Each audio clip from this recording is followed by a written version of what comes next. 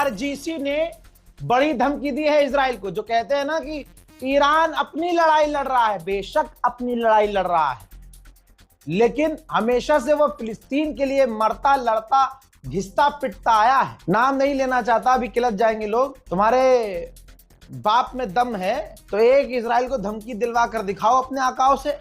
Iran जिसको proxy कहते हैं ईरान की, हिजबुल्लाह, नसरुल्लाह, कहाँ है नसरुल्लाह? कौन था नसरुल्लाह? कौन था? ये हुथीस कौन है? जिनका जलवा है ना वो सारे ईरान से ही कनेक्टेड हैं, जो गाजा और फिलिस्तीन के लिए अब तक सिर्फ लड़ते मरते आए हैं। अगर शिया सुन्नी यूनिटी देखनी है आपको तो आप ईरान से सीखो।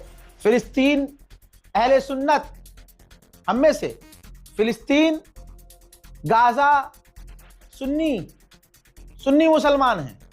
बड़े बड़े उलमा अब इस बात को कह रहे हैं अल्हम्दुलिल्लाह मिंबर से, और आवाम को समझ में भी आ रही है, ये अच्छी बात है।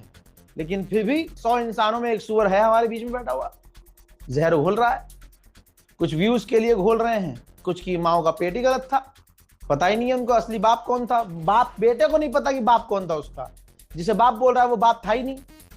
तो ऐसे लोग शिया सुन्नी कर रहे हैं।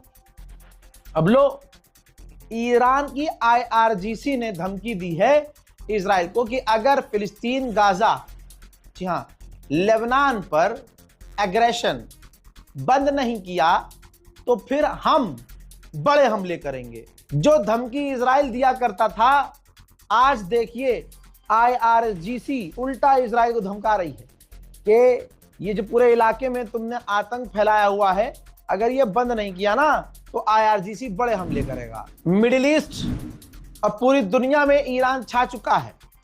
मिडिल ईस्ट के टॉप अखबारों ने मान लिया है कि ईरान का लोहा है भाई साहब, लोहा है भाई ईरान। ये देख लो, मिडिल ईस्ट अखबारों में छपा है कि ये जो मिथ था, ये जो एक भरम था कि इजराइल को कोई टच भी नहीं कर सकता, वो भरम ईरान ने तोड़ दिया है। हजरात, ये भरम फैलाया गया था। ऐसे ही ये जो आज यहूदी के बच्चे हैं, इनके बाप को जब अली ने उखाड़ के फेंका था, जब मौला अली ने, जी हाँ, दर खैबर उखाड़ा था ना, हाँ, और मरहब को जब पछाड़ा था तो उसको भी अपनी माँ की बात याद आ गई थी कि बेटा दुनिया में सबसे लड़ जाना, जिसका नाम हैदर हो उससे ना लड़ना।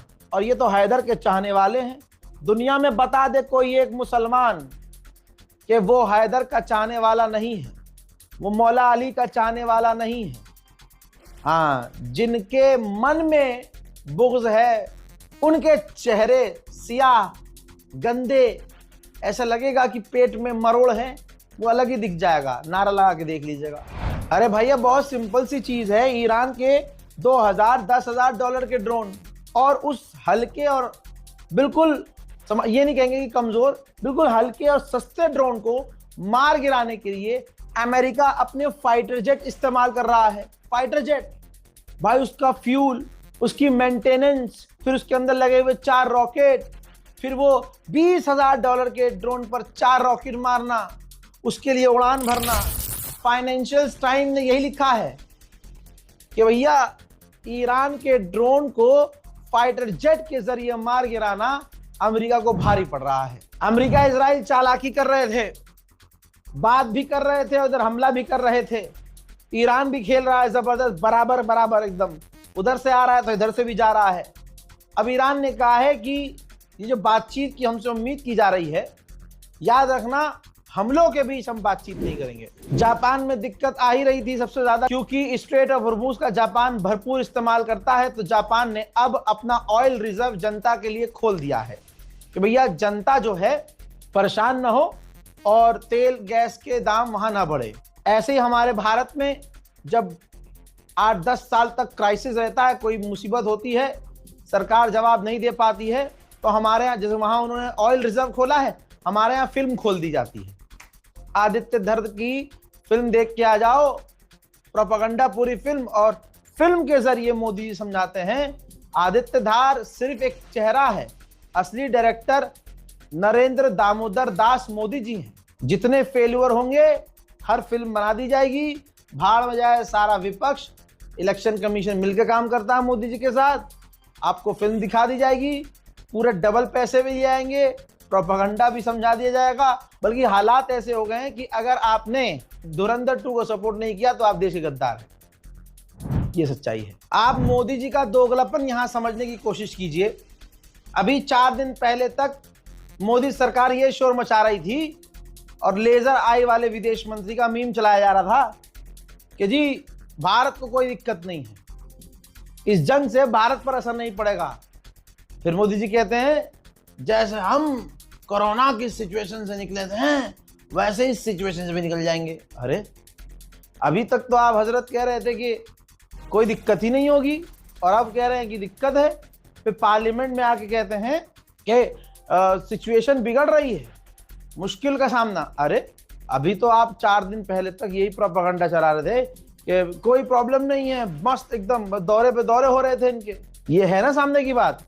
फिर पार्लियामेंट में वो कहते हैं कि मुश्किल हो रही है, मुश्किल का सामना, प्रॉब्लम आ सकती है। सुनिए। माननीय सभापति जी, पश्चिम एशिया में चल रहे युद्ध और उससे बनी परिस्थितियों से हम सभी परिचित हैं। मैं आज संसद के उच्च सदन के सामने और देशवासियों के सामने इन विकट परिस्थितियों पर सरकार का पक्ष साझा करने के लिए उपस्थित हुआ हूं। पश्चिम एशिया में चल रहे इस युद्ध को 3 सप्ताह से अधिक का समय हो चुका है। इस युद्ध ने पूरे विश्व में गंभीर ऊर्जा संकट पैदा कर दिया है। भारत के लिए भी ये स्थिति चिंताजनक है। इस युद्ध से हमारे व्यापार के रास्ते प्रभावित हो रहे हैं।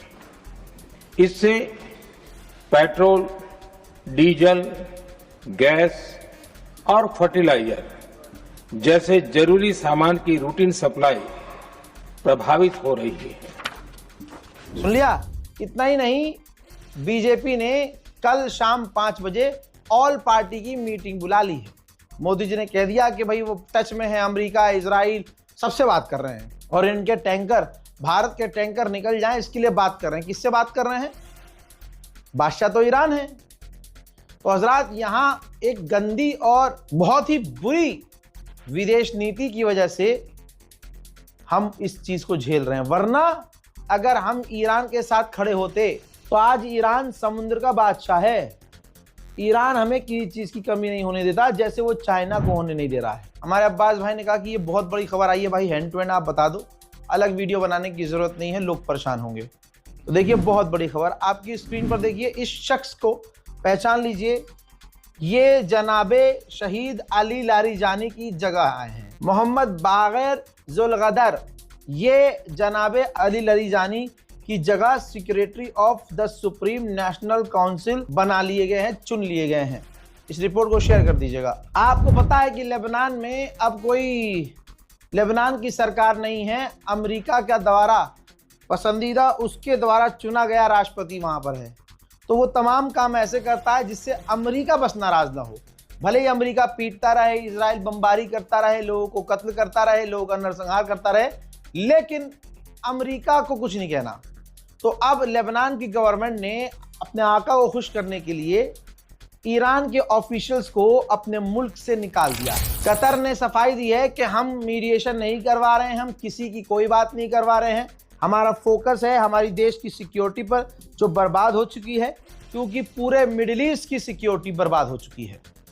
सबसे सवाल यही करना चाहिए कि इतना दर्द हो रहा है तो सुअरों ये भी तो बोल के दिखाओ ना कि सबसे पहले हमला किसने किया, ये जंग किसने शुरू की थी। ये देख लीजिए ध्यान से, चाइना के जहाज बड़े सुकून से निकल रहे हैं। अगर कोई इंडियन नेवी और तस्वीर के साथ कोई हिंदूवादी कह दे कि सिर्फ इंडिया का जहाज निकल रहा है, तो दोस्तों उसकी जो तशरीफ है उसके अंदर मोदी जी का नाम का कीड़ा है।